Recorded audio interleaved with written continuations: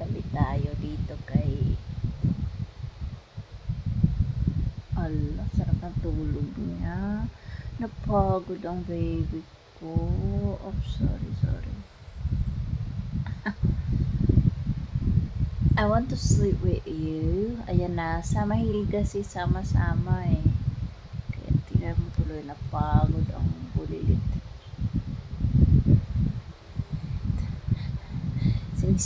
Sinisipa niya ako kasi ayaw niyang may katabi.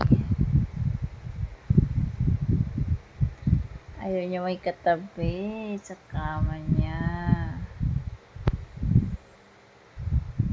Sarap ng tulog ng macho ko ah.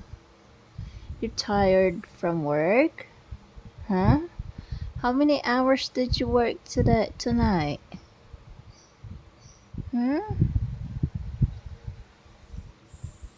Dead ma. It's like it's very busy. Very busy. Blanket ka kay it's cold. And then,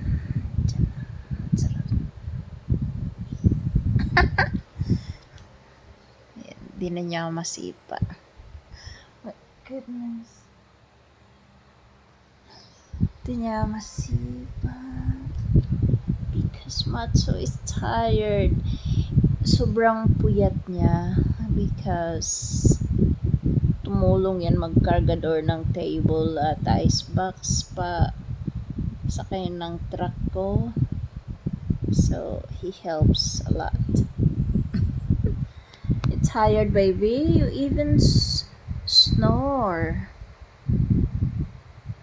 Grabe. Ayan, humihilik siya. Hala. Yan, ganun siya kapagod. As in, hindi na siya malikot sa mall pag inaantok. As in, nakatingin na lang siya sa akin, sumusunod. Kawawa naman my baby loves. Yan, sama-sama pa. Tomorrow, hindi ka nakasama. Ayan.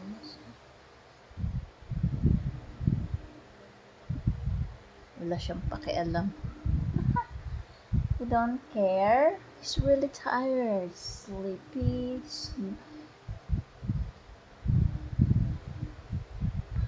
He even snore.